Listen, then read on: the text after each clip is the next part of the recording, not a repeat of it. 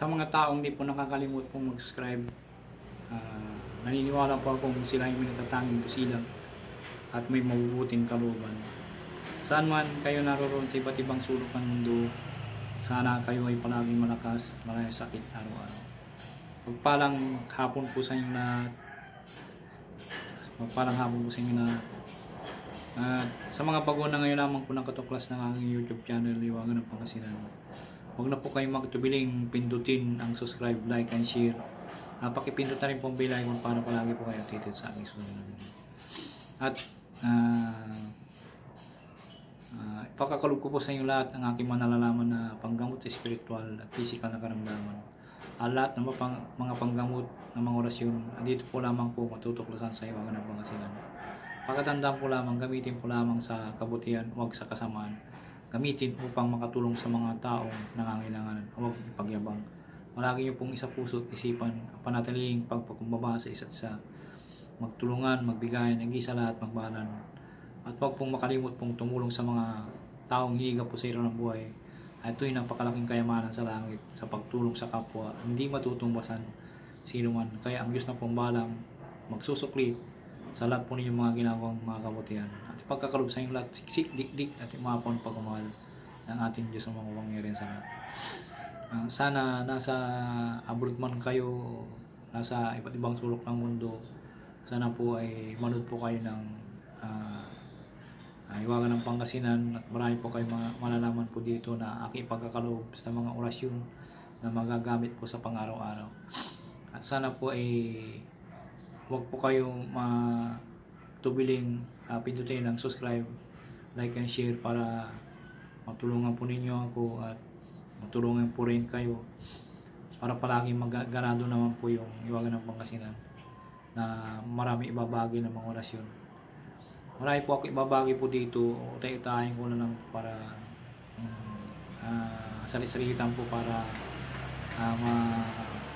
ibagi ko po sa inyo lahat aking mga kwan po dapat ibagi po sa inyo. Marami po ako ipagkakaroon sa inyo, marami pa akong i-share po sa inyo.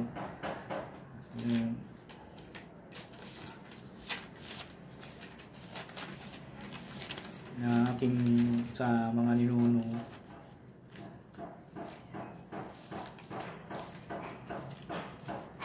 Pakibisa po yung mga orasyon na aking pagkakaroon sa inyo.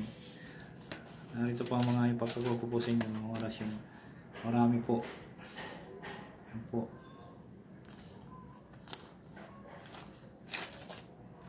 Yan po mga orasyon na ipababagi po.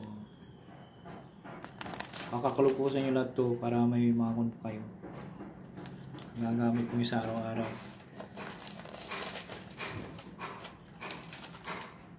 Yan po. Kakakalog po sa inyo lahat to.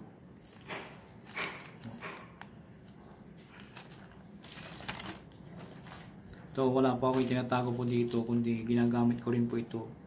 I-share ko po sa inyo para malaman po ninyo na wala po akong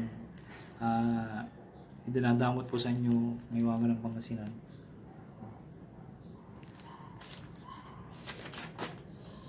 Kakalog po sa inyo lahat ito.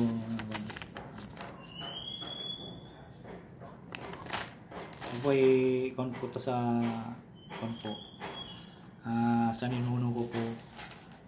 I-share ko po rin po sa inyo para may pag-aralan po kayo na magagamit po sa pang-araw-araw.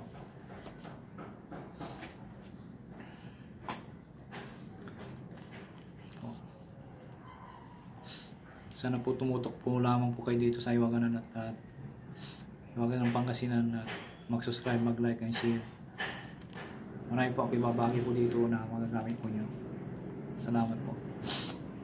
Ang isi-share ko ngayon po sa araw na po ito ay orasyon na kinasisilawan ng mga at kinakatakutan ng mga masasamang espiritu, diablo. Ito po ay magagamit po niyo sa pang-araw-araw po. Kung halimbawa po, dapat po yung maisaulo po ninyo para may magagamit po kayo. Kung saan man kayo pupunta, dala-dala po niyo ito. Nasa isip niyo lamang po para protection po ito na kung sakaling pumunta po kayo sa ibang baryo o ibang liblib na lugar, may mga magagamit po kayo kaagad. Inihip po lamang po ito sa dinadasal po ito sa sarili at ihip po sa dibdib po. Kung halimbawa po nakadayo po kayo sa mga masusukal na lugar o sa ibang baryo, kasi hindi mo maiwasan, marami pong mga kanyan, mga masasama nandyan na, mga masasamang sa paligid o sa bundok man. Kung nasa halimbawa po pumunta kayo sa bundok o namasyal kayo sa ibang isla, mga kan, marami pong mga kondon. Kaya dapat po ay maisaulo po ninyo ito para hindi po kayo madikitan ng mga masasama ng mga espiritu, diablo, maligno, engkanto. Nasisilaw po sila pag inuusan nyo po itong mga orasyon na to. Ito po bago umalis ng bahay po, magdasal po ng isang ama namin at usalin po yung orasyon. Tapos nung pag nandun po kayo sa pinatutungkulan po na pumunta po kayo doon sa ibang baryo, usalin nyo lamang po ang orasyon, direkta nyo lamang po at iipon nyo sa dibdib po. Dapat po ito ay maisaulo po niyo para may magagamit po kayo sa araw-araw po. Salamat po.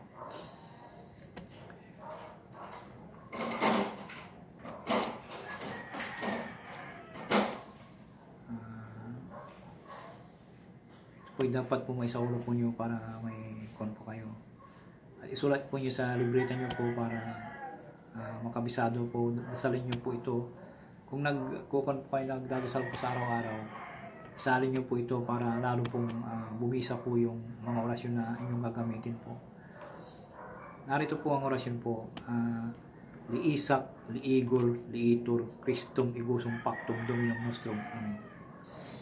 Liisak, liigor, liitur, Christum igusum pactum dominum nostrum. Amen. Liisak, liigor, liitur, Christum igusum pactum dominum nostrum. Amen. Usalin po sa isip lamang po at ipo sa dibdib po. Yan po. Narito po ang orasyon po na aking babagi po. Napakabisa po ito, kaya dapat po maisaulo po ninyo.